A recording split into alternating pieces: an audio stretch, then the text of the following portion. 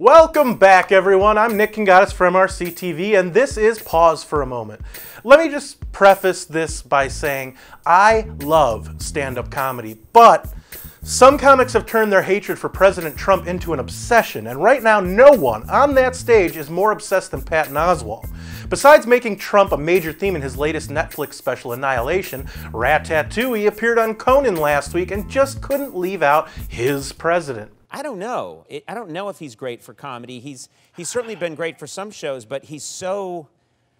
It's too much. It's too much that to make fun... It's hard to even know how to make fun of what he's doing sometimes because it's so absurd in and of itself. And it's also so rapid. Like having Trump as a comedian, Trump is like, imagine there's a guy out on the sidewalk and he's just taking a dump on the pavement and he's yelling about Hitler. Yeah. And he's hanging wallpaper. Yeah. And so you think of the funniest joke about a guy taking a dump on the sidewalk, and you turn to tell your friend, and as you turn to tell your friend behind you, he has scooped up his poop and made a sombrero out of it.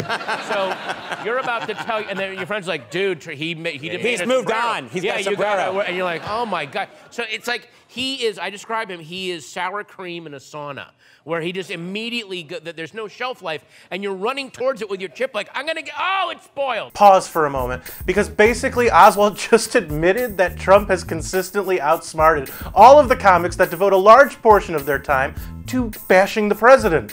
Look, stand-ups have been bashing presidents for a long time. That's not my problem. But when it becomes the basis for your act, you've lost the plot. You have to vary it up. And if these comics aren't careful, clearly slanted late-night shows will be the only place left for them. Moving on, did you hear about the NFL's nominees for this year's Walter Payton Man of the Year award? This year's nominees include serial kneeler Kenny Stills of the Miami Dolphins, police report liar Michael Bennett of the Seattle Seahawks, and the Colin Kaepernick martyr ringleader Malcolm Jenkins of the Philadelphia Eagles. All right, pause for a moment, because it's like the NFL and some of its players are purposefully trying to sabotage themselves. Ratings are down, attendance is down, and merch sales are down.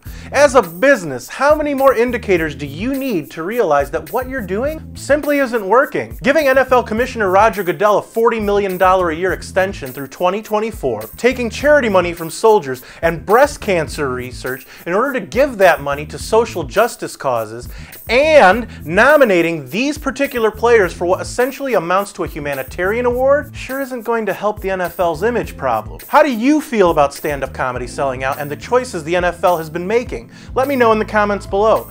Don't forget to like us on Facebook, follow us on Twitter, and subscribe to our YouTube page. For MRC-TV, I'm Nick Kangadis. Don't let your TV guide you.